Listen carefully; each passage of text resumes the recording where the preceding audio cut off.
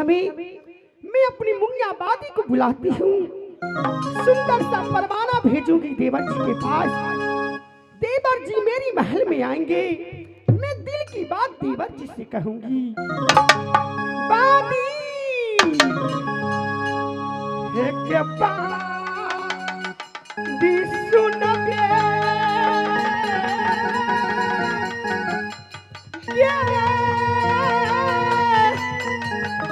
नैना के गाढ़ा गए बा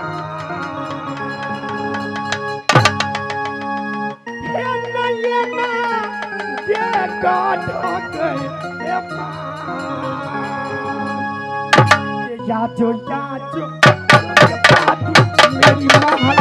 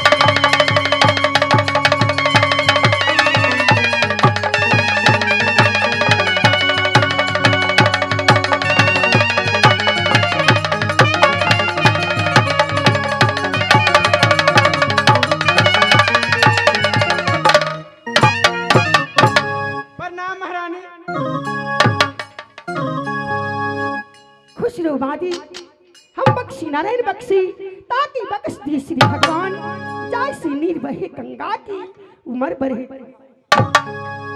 मेरी बादी मैं किस लिए बुलाई हूँ तुझे कुछ मालूम नहीं होगी।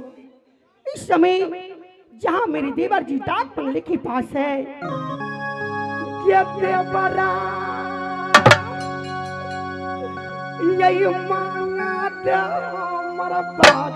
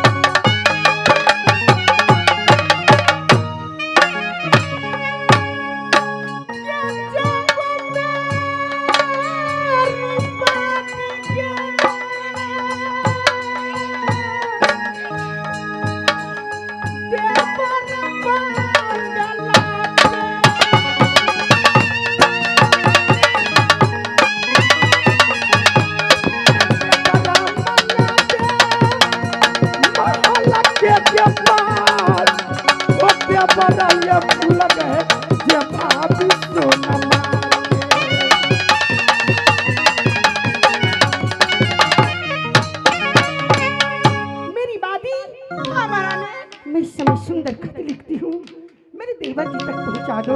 हमारा ने लिखती हूँ खत खून से स्याही मत समझना। देवर जी लिखती हूँ खत खून स्याही से मत समझना। देवर जी आपकी याद में भाभी सोना मर रही है, जिंदा मत समझना। दादी हमारा ने यही चरा के यही सोना माया कजा यही बनो बैठी रे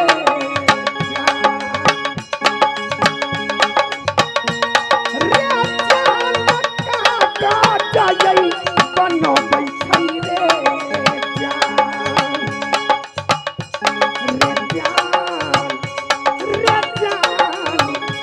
अंगुली के लची कलम बना बैठी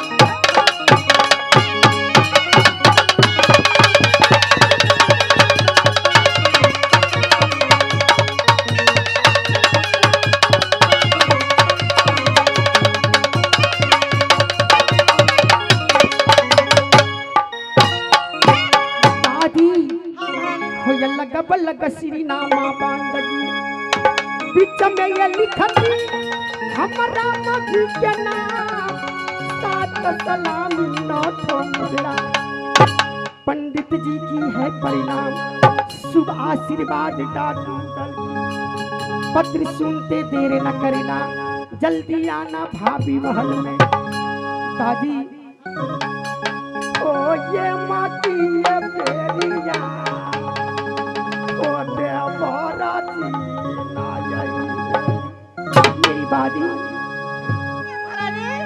यही सोना यही मारा तई है हमारा यही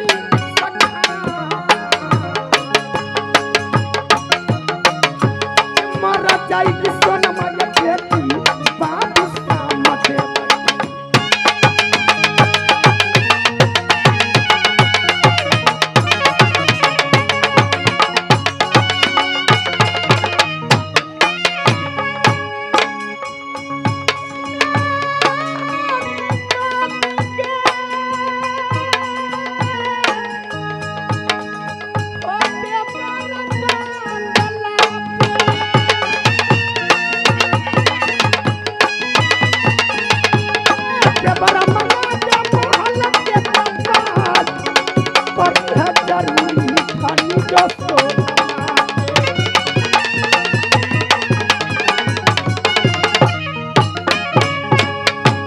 आगे पुरस्कार की ओर में हमारी बादी को 11 रुपए से कदर करते हैं और उस सोना को रोल देखते हुए हमारे सानी चाचा 11 रुपए से कदर करते हैं।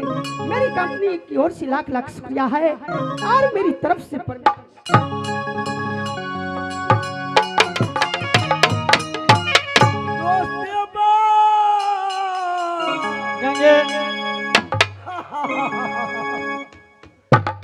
यह समय माँ भगवती का पूजा कर उदल खुश हो गया, मेरा आत्मा पवित्र हो गया, मेरा शरीर शुद्धि हो गया। जाएंगे अब कुछ देर हमारे ख्याल बंगला पर आराम करेंगे,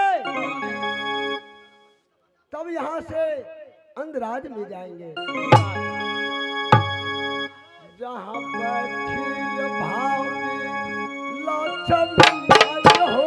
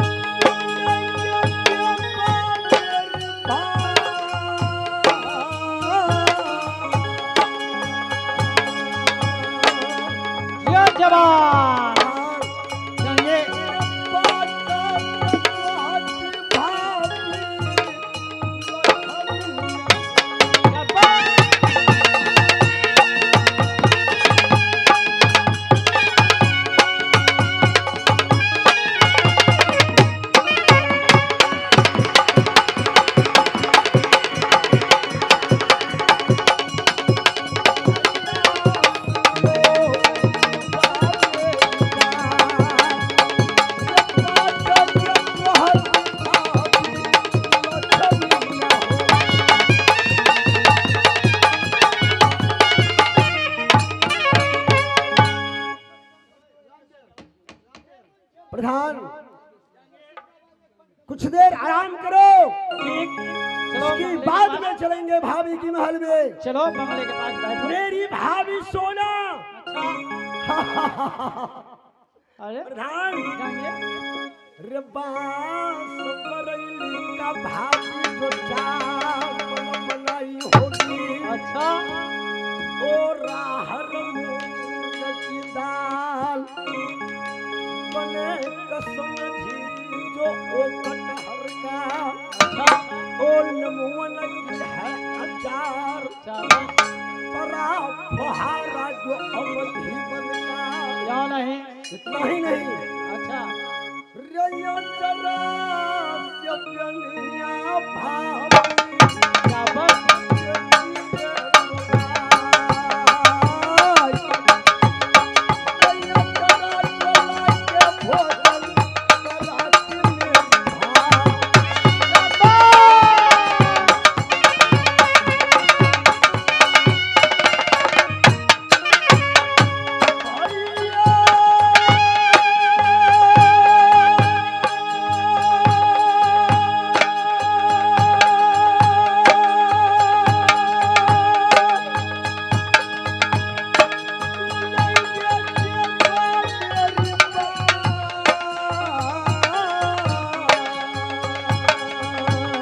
यो जवान जाएंगे।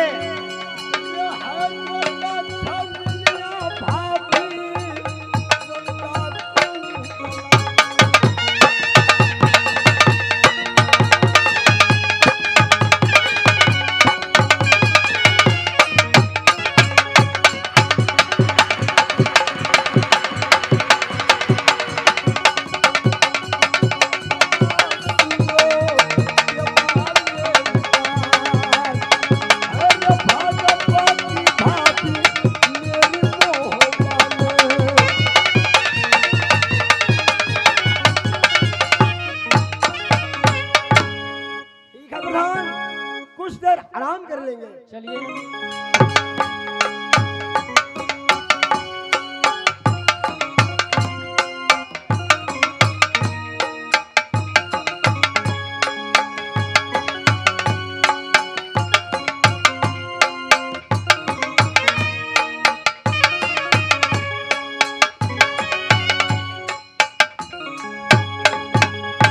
महाराज की जय।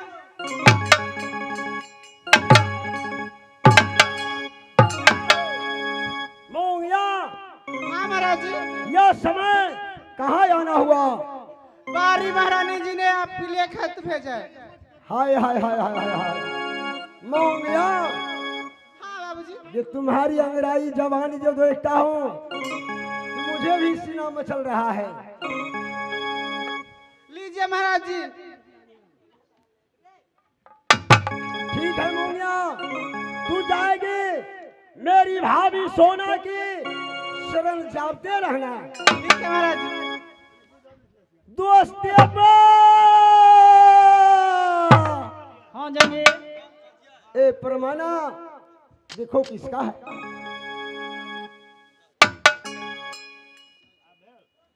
अगल बगल श्री नामा लिखे, बीच में लिखे है बरहो वियोग, सात सलामी नौठो मुजरा, क्यों नहीं? देवर जी के है शुभ आशीर्वाद, पंडित जी के है प्रणाम, क्यों नहीं? खत पढ़ना देर न करना, जल्दी चला ना महल के पास, लिखता हूँ खून से स्याही न समझना, मरते हैं तेरे लिए तो जिंदा नहीं समझना। लेकिन ये बड़े महारानी का पत्र है भाभी सोना का। क्या मेरी भाभी कोई लेकिन बीमार है? भाभी नैना बाली पर भाभी सोना पर कभी नहीं मैं मुझे कोई विश्वास नहीं। ये तिनहरिया चंदन वाले अच्छा जात की ब्राह्मण ठीक चुरा दही की यार सही बात। द्वारे द्वारे भीछा मांगने वाले हाँ, तू क्या जानेगा देवर भाभी का हाल? क्या जानेगा जे सोना लगावे टोना, जिस सोना से कुछ नहीं होना बिन छुची के बेना। सुनो तुम्हारी भी भाभी है ऐसा सुंदरी है? बहुत अच्छी है। क्यों नहीं? ठीक या है फिर उदल सिंगा भाभी है? सुनो भाभी में कितना गुण है मैं सुन लो। सुनो चंचल नारी चाल से पावक, ईटा पर रख लाले से, धनिक परखे पुआरे से, पंडित परखे बातें से, चोरों परखे नजरों से, इसलिए भाभी सोना पर मुझे कभी नहीं विश्वास हुआ, क्योंकि वो भाभी नहीं है, तुम्हें नागिन है। उस तू कहता है लक्ष्मणिया है भाभी है, हम उसको कहते हैं कि नागिन है।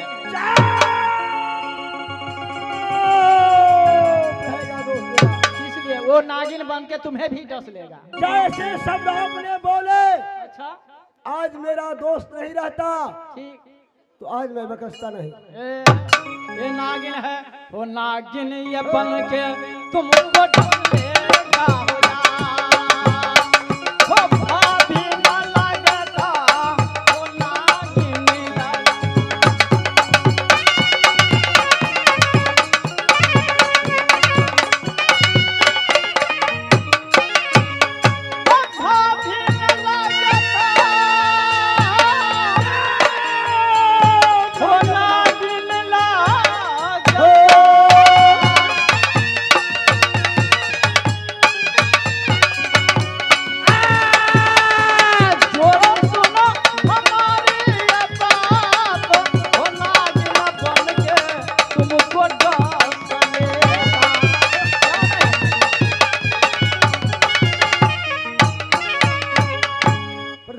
जंगी। सोना भाभी मुझे ऐसा है अच्छा कि उतने भगवती भी नहीं काम करती है। अच्छा, हाय हाय हाय।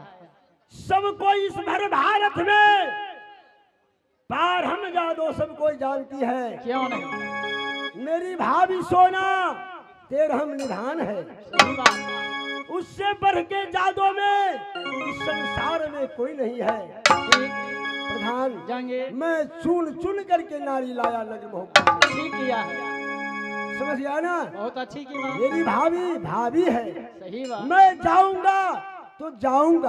चलिए, तुम्हारा विचार है तो मेरा भी विचार है। क्यों नहीं? चलो आगे बढ़ जाएंगे, आगे बढ़ जाएंगे, आगे।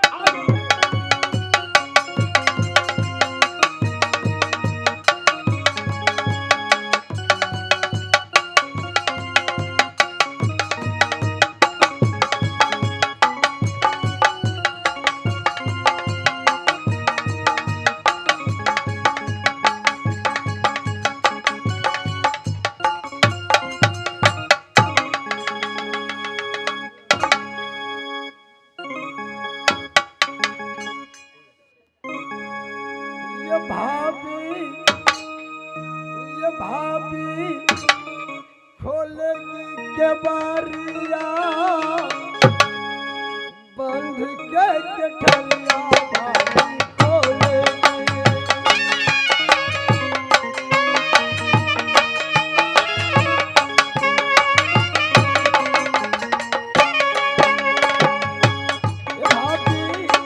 ये भाभी खोलेगी के बारिया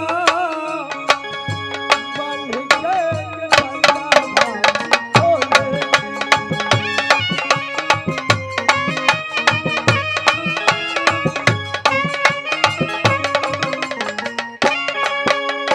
तेरे नैना चांद सितारों, तेरे नैना चांद सितारों, बीती अगर मेरा तारे, बीती अगर मेरा तारे, भाभी तेरे बर मिले, ये बर से भाभी मिले, नैना से नैना मिले। ये भाभी खोले के बारिया बंध के ठलिया भाभी खोलेगी।